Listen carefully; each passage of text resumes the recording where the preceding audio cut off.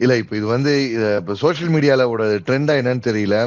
நல்லா இருக்கிறத விட நல்லா இருக்கிறத கெட்டதா ப்ரொஜெக்ட் பண்ணி அது மூலமா அந்த ஒரு என்கேஜ்மெண்ட் ஃபார்மிங்கோ இல்ல அது மூலமா அந்த ரேஜ் பைட் மூலமா போறதுதான் வந்து இப்போ நிறைய வந்து ட்ரெண்ட் ஆயிட்டு இருக்கு. இப்போ சமீப காலமா இந்த 2015க்கு மேல நம்ம சோசியல் மீடியா ட்ரெண்டை பார்த்தோம்னா பாசிட்டிவா பேசி பாசிட்டிவா இருந்து பாசிட்டிவா கிளிக் ஆன விஷயத்தை விட நெகட்டிவா வந்து நெகட்டிவ் இமேஜ் நெகட்டிவ் பப்ளிசிட்டிக்கு எடுத்து அது மூலமா போறது வந்து அதிகமா இருக்கு. அது விஷயமா இருந்தாலும் சரி பர்சனல் இருந்தாலும் சரி. எனக்கு தெரிஞ்சு வந்து இப்போ வந்து இப்ப இந்த குட் சைட் ஆஃப் தோனி இல்லையா அப்படின்னு சொல்லி ஒரு கேள்வி கேக்குறீங்க. எல்லா மனுஷனுக்குமே வந்து குட் பேட்னு அந்த ஒரு சைட் இருக்கும். அது நமக்கு வந்து பிரச்சனையே கிடையாது.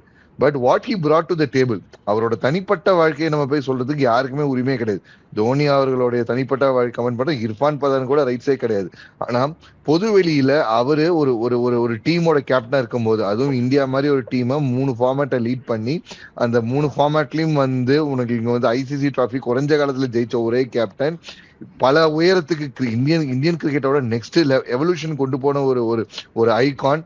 டெண்டுல்கருக்கு அடுத்து அந்த லார்ஜர் தன் லைஃப் ஐகானே கிடையாதா அப்படின்னு ஒரு ஒரு கிரிக்கெட் இருந்த போது அது சட்டம் குறைவில்லாத ஒரு டெமிகாட் ஸ்டேட்டஸ் இன்னைக்கு வச்சிருக்க ஆளுதான் வந்து எம்எஸ் தோனி.